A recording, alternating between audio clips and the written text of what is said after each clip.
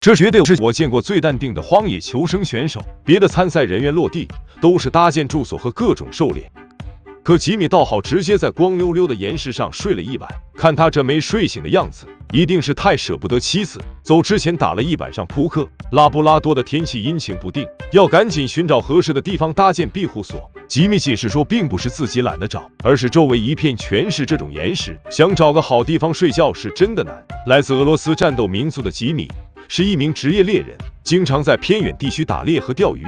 他这一次参加比赛也不是为了奖金，他希望能在这里挑战自己的极限。虽然谈到奖金，他的口水都流下来了，但我们姑且还是相信一下。转悠了半天，结果他又回到了原来的位置，觉得还是靠水边更适合搭建营地，他还能随手摘点海藻炖汤喝。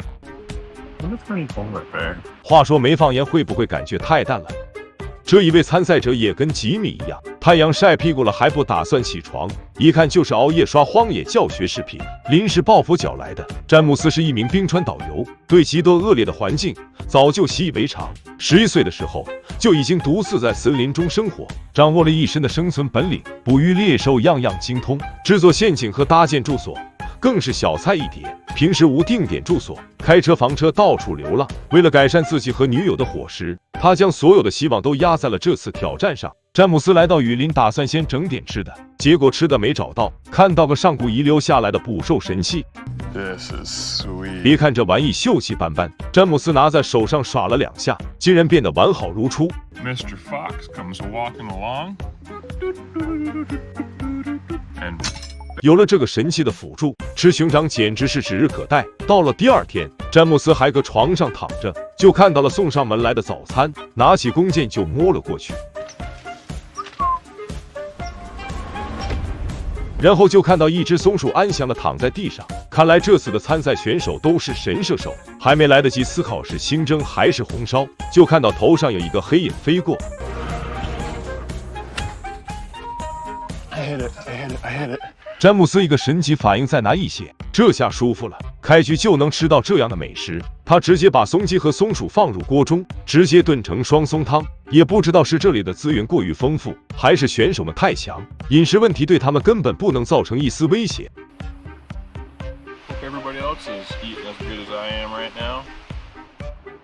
这是荒野比赛中的第一个华裔男孩，别看他长得跟乖小孩似的，他的野外生存经验吊打在座各位90%的人。铁蛋曾在加拿大武装部队服役6年，擅长在恶劣天气中作战和生存，建造庇护所和狩猎也是他的看家本领。他同时还是一名全科医生，即使在荒野受伤，也能快速治疗自己。虽然口头说着参加比赛是为了体验荒岛生存，但没有一个人能对100个 W 说不。铁蛋打算先去探查一下四周，这里看样子不久前才发生过山洪，所以选择庇护所的位置就是重中之重。这个男人刚落地就盯上了蹦跶的松鼠，拿起弓箭直接打算偷袭。I'm so sorry.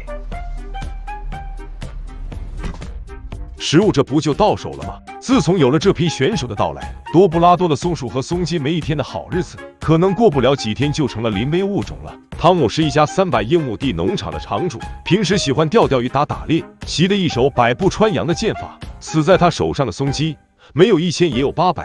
听闻荒野第9季招募猛男，他告别妻女，只身前往节目组，打算与各路诸侯切磋一下。刚抓到的松鼠已经煮好，汤姆先品尝了富含脂肪的松鼠脑，一看就是专业人士。吃完还躺在阳光底下睡个午觉。